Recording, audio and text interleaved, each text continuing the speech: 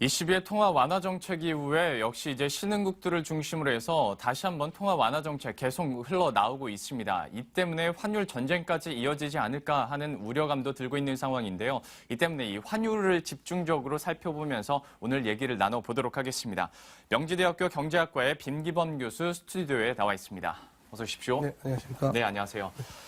자, 먼저 22 얘기를 안 할 수가 없을 것 같습니다. 사실 뭐 기대치 상단에 좀 적용을 할 수가 있을 만한 통화 완화 정책이 나왔습니다. 그러다 보니까 과연 뭐 시장에서는 이런저런 분석들이 나오는데 학자 입장에서는 어떻게 받아들였는지도 저는 개인적으로 좀 궁금하거든요. 예, 어떻게 보고 크게 계시나요? 다르지는 않은데요.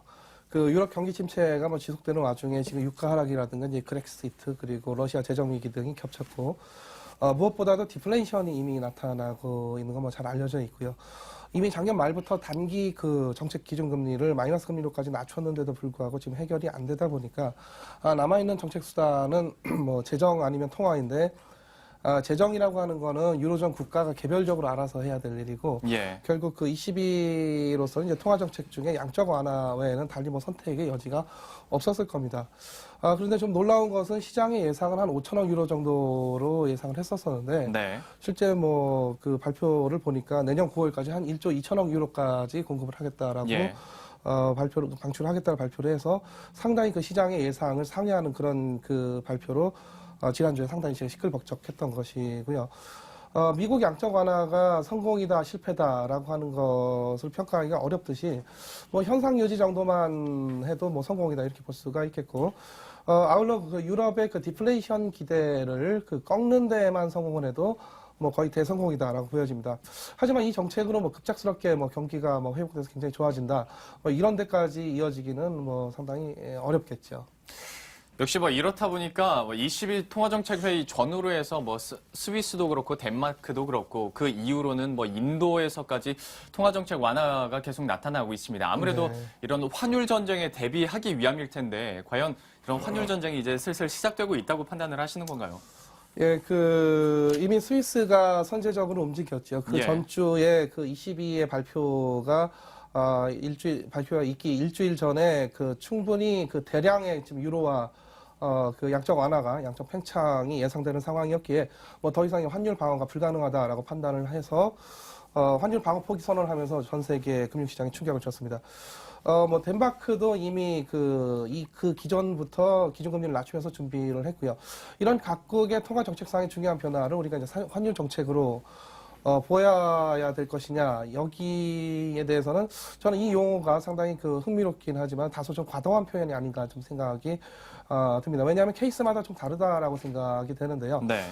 미국 같은 경우에는 뭐 미국 경제 회복이 글로벌 경제 회복에 워낙 그 중요한 기반이다 보니까 뭐 미국 그 달러와 양적 완화를 어떤 미국의 그 달러 가치를 뭔가 의도적으로 왜곡시키기 위한 수단으로 보기는 어렵다 이렇게 볼 수가 있겠고요.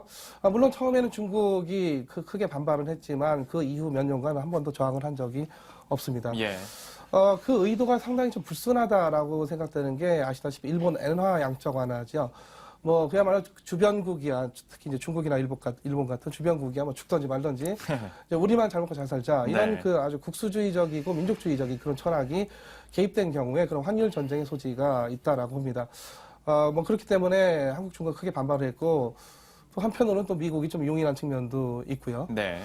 현재 그 유로화 같은 경우에는 일단 뭐 경기 침체 문제보다 더 심각하다라고 여겨지는 디플레이션에 대한 우려뿐만 아니라 이미 디플레이션 상황으로 지금 들어가 있어서 더 이상 양적 완화 외에는 또 다른 어떤 수단이 없었다는 거. 예.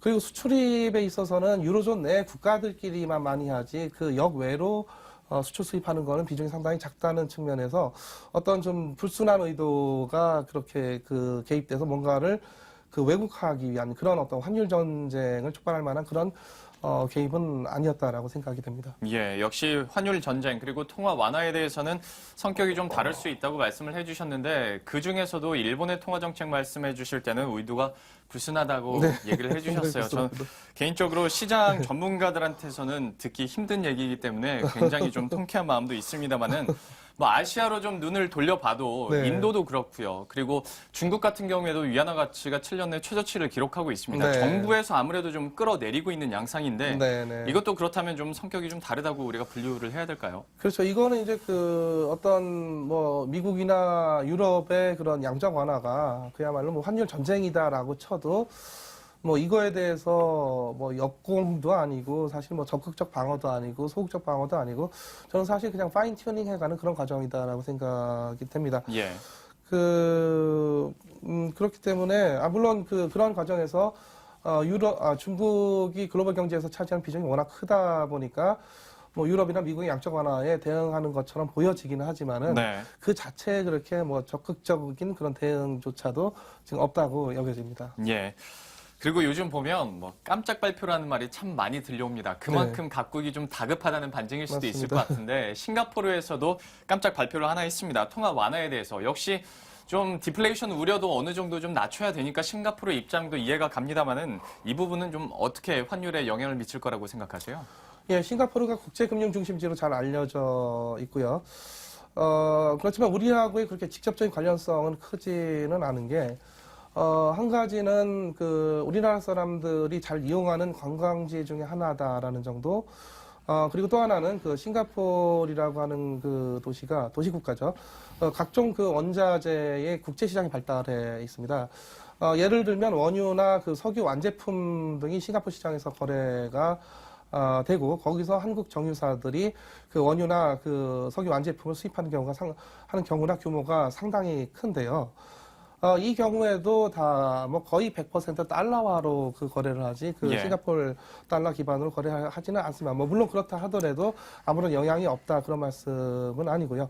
하여튼 직접적인 그런 큰 임팩트는 없을 것이다라고 생각이 되고 아마 이런 스위스, 싱가포르와 같은 이제 부국이면서 또 그 나라 통화에 대한 어떤 글로벌 시장의 그런 신뢰가 높은 그런 국가들인데요.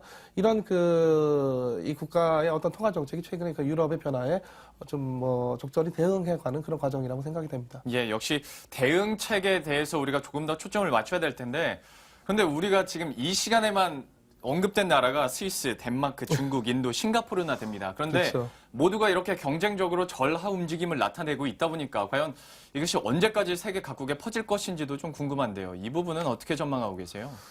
예, 이 시비 같은 경우의 발표로는 내년 9월에도 인플레가 일어나지 않는다면, 다시 말해서 다시 디플레가 지속이 된다면, 추가적인 양적 완화를 하겠다라고 지난주에 발표를 한 것을 아실 것입니다. 뭐, 그럴 정도로 이 시비로서는 유로 경제의 디플레이션 가능성이나 기대를 꺾어버리는 것이 아주 급박한 과제가 되어버렸고요. 미국도 양적 완화 정책을 처음 시작할 때는 한 1, 2년 정도 할 거다라고 예상이 됐었는데, 예. 뭐 작년에 끝나면 한 5년 정도를 끌어왔습니다.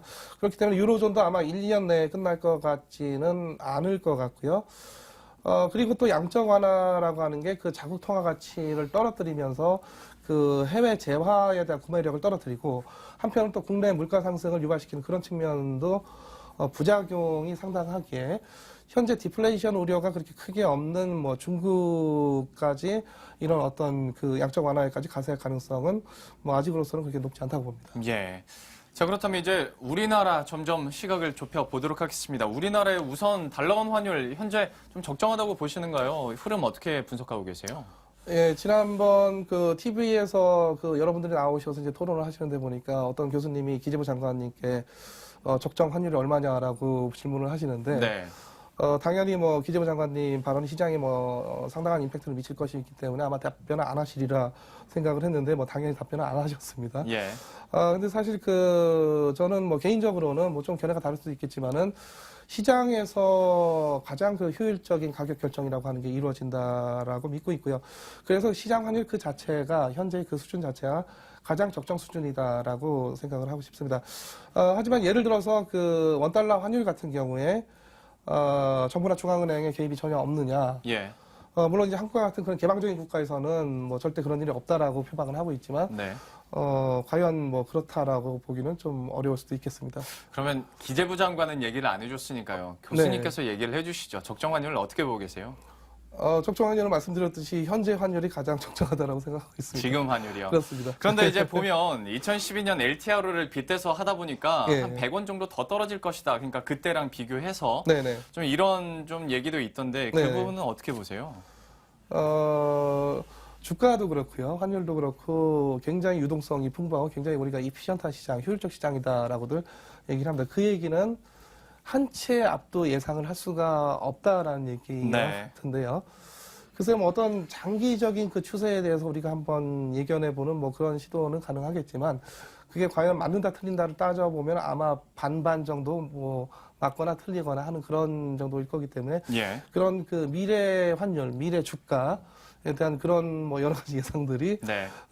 저는 뭐 그 경제학적으로는 그렇게 큰 의미를 갖지는 않는다라고 생각이 됩니다. 그렇죠. 특히 요즘 시장을 보자면 워낙 뭐 변동성도 그럼요. 많고요. 여러 가지. 네, 여러 가지 정보가 파급되는 속도도 굉장히 빠르고 그렇죠. 개인들도 쉽게 많은 정보에 다 노출될 수가 있기 때문에 굉장히 시장이 비효율적으로 작동을 하면서 예. 뭔가 좀 느리게 반응을 한다든가 너무 뭐 오버 리액션을 한다든가 네네. 뭐 이런 가능성을 보이는 거는 굉장히 어렵다라고 생각이 되고요. 예, 저도 그, 뭐 이해를 합니다. 환율 시장은 워낙 또 변수가 많다 그렇죠. 보니까요. 예, 역시 예. 좀 우문이 될 수도 있겠다라는 생각을 저도 했습니다만은 그렇다면 통화 정책으로 다시 한번 이야기를 돌려보도록 하겠습니다. 네, 우리나라의 중앙은행의 통화 정책에 대해서 참 답답해 하시는 분들이 많습니다. 그렇다고 뭐 금리를 계속 인하할 수도 없는 노릇이고요. 이 부분은 좀 해법 어떻게 찾고 계세요? 그야말로 그 소규모 개방 경제의 아주 뭐 슬픈 현실이다. 뭐 그렇게 말씀드릴 수가 있겠는데요. 예. 우리가 뭐 미국이다, 중국이다, 또는 유로존이다 이런 어떤 거대 경제권처럼 뭐 그 금리라든가 어떤 통합 팽창 또는 뭐 재정 정책 뭐 이런 것 등으로 글로벌 임팩트를 미치기는 굉장히 어렵고 또 예. 우리가 뭔가 선제적으로 또 선도적으로 뭔가 이끌어 나가기는 거의 불가능에 가깝고요. 네. 우리는 그냥 뒤따라가면서 적절히 그때그때 잘 조정해 나가는 그런 어떤 그때그때 상황에 따라서 옵티마이즈 해가는, 좀 최적화해가는 그런 과정이 또 우리한테 이제 필요한 것인데요. 현재로서는 금리 인하, 금리 인상보다는 주로 이제 금리 인하 또 많이 말씀들을 하시는데, 금리 역시 그 사실 그 모든 시장의 기대가 반영된 그런 수치이기 때문에 이것도 역시 앞으로 뭐 오를 것이다, 내릴 것이다라고 예견하기가 상당히 어려운 그런 여러 가지 금융 변수 중에 하나가 되겠습니다. 현재로서는 좀 인하보다는 좀 인상할 수도 있는 그런 어떤 역발상 또는 그런 어떤 혁신적인 그런 좀 그 사고가 좀 필요하다고 생각이 되고요. 또 하나 그 금리를 인하를 해야 되는데 금리 인하가 안 된다고 해서 문제가 될 게 아니라 그렇게 되면 환율이 알아서 조정을 합니다. 예. 그렇기 때문에 지금 정부나 중앙은행이나 금리를 우리도 빨리 인하를 해서 뭔가 좀 더 완화 정책을 해야 될 것인가, 빨리 시급히 해야 될 것이 아닌가라고 하는 그런 뭐 어떤 시급한 그 조바심에 네. 뭐 좀 두려워할 필요는 없다고 생각이 됩니다. 사실 교수님 초반 대답까지는 제가 이주열 한국은행 총재한테 직접 워딩을 듣는 것 같은 느낌이 들었는데 갑자기 기준금리를 인상할 수 있는 역발상이 필요하다고 말씀을 네, 해주셨어요. 제 네. 식견이 짧아서 사실 이게 확 와닿지는 않는데 네네. 이게 경제학자로서 뭔가 이상적인 해법이라고 생각하시는 건가요? 그러면 정말 현실적인 해법이라고 생각하시는 건가요? 경제는 사실 공짜가 없거든요. 예. 근데 금리를 인하를 해서 우리가 뭔가 그 비효율성이라든가 어떤 한계 상태에 처해 있는 어떤 경제적 상황을 뭔가 연장을 할 수는 있어도 예. 이게 결국은 언제 우리가 엄청난 코스트를 치러야 될 것으로 다가올 수밖에 없습니다. 그래서 그렇겠죠. 우리가 항상 금리 인하에 대해서 우려를 하는 것이고 네. 미국도 굉장히 저금리를 유지해 오다가 지금도 다시 또 금리 인상을 언젠가는 할 것이다라고도 그렇게 얘기하는 것도 다 그 이유에 있는 것인데요. 네. 금리 인상을 하게 되면은 대단히 고통스럽습니다. 예. 하지만 현재 뭔가 문제점이라든가 현재 뭔가 골마 터진 거라든가 네. 현재 뭐 굼고 있는 거라든가 이런 게 싸그리 다 제거되는 그런 효과가 있는 것이고 다시 예. 또 뭔가 경제가 좀 참신하게 어떤 새로운 그 출발선상에서 다시 그 리프레시 할 수 있는 예. 그런 기반이 될 수 있는 게 또 금리 인상이기 때문에 네. 국민들이 조금 그 고통을 감내할 수만 있다라고 한다면 예. 그 고통에 대해서 좀 합의를 할 수가 있다라고 한다면 남들이 지금 다 금리 인하하고 있을 때 우리가 뭔가 우리 경제를 또 한번 리셔플링 할 수 있는 그런 좀 금리 인상의 어떤 혁신적인 그런 정책도 한번 절대 배제해야 될 건 아니라고 생각이 됩니다. 사실 우리가 기준금리 인하에만 너무 초점을 맞췄었는데 통화 정책에 대해서 역발상이 필요하다라고 현재 진단을 해주시는 모습까지 함께 전체적으로 대응책 마련을 해봤습니다. 지금까지 명지대학교 경제학과의 빈기범 교수와 함께 이야기 나눠봤습니다. 오늘 말씀 고맙습니다. 감사합니다.